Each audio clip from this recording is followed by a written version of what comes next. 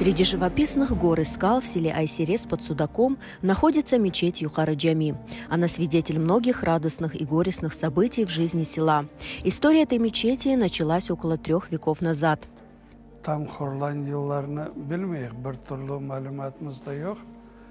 Ama bu koyu kurulduğundan beraber bu cami de kuruldu. Caminin tarihi biz öyle kararlayık, tahminen bir 300 yıllık cami deyip. В советское время здание мечети Юхара-Джами использовалось под клуб. Был снесен минарет, заложены окна и двери, разрушен михраб. Когда мечеть вернули местным мусульманам, она находилась в плачевном состоянии. 90. senelere din cemiyeti kurup camiyi geri kaytarıp aldık. Bayağı yıllar işte olduğu şekilde de cami deyip kullanırdık onu. Cuma namazlarını geçirirdik. Tamir işlerini bu şimdi geçirdiğimizde gördüğümüz şeylere göre bu pencere burada erkeklere giriş idi. Arttaki biz girdiğimiz kapı orada kadınların girişiydi galiba.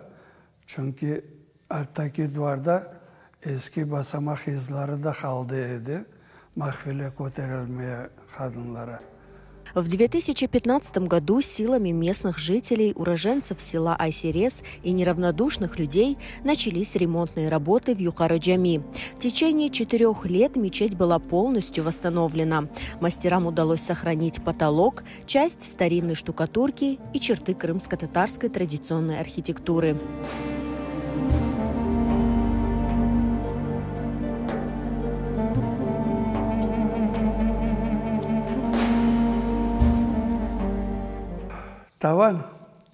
Tavan örneklerini görüyorsunuz. Böyle 2 tane bölümüydü. Ama yabancılar bir bölümünü ne sebepten bilmeyek bozdular. Ama bu parça kaldı. Boyaları evet zamanevi boya. Eski boyaları otlardan şeylerden yapılan boyalardan yaraştırılmışydı. Çok dilber, acayip örnekler. Baksan işte gözünü almaya olmaysın, o kadar yaraşıklı. Bu örneklerin dibi bakırdan yapılmış. O kahverengi tüste olanlar, o bakırın üstüne ağaçlardan örnekler yapıp yapıştırılmış. Ortası da öyle. Duvarda da, memardında eskiden Dede Ermes Nas'ın suadeydi. Nas'ın örnekler var idi onda, resimler. Onu çıkardı.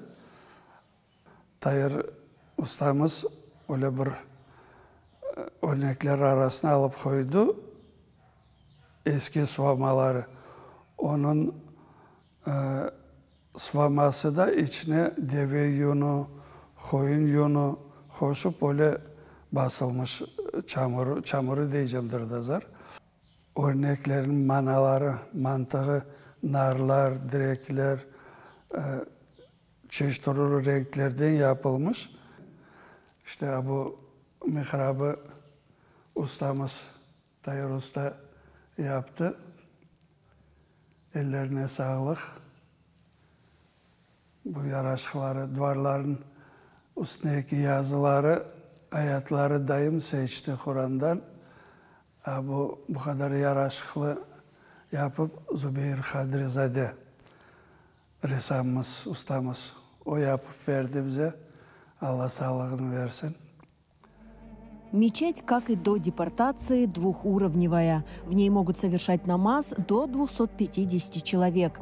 Сегодня в ней проходят пятничные и праздничные молитвы. Местные мусульмане надеются, что в скором времени Юхара-Джами украсит минарет высотой 15 метров.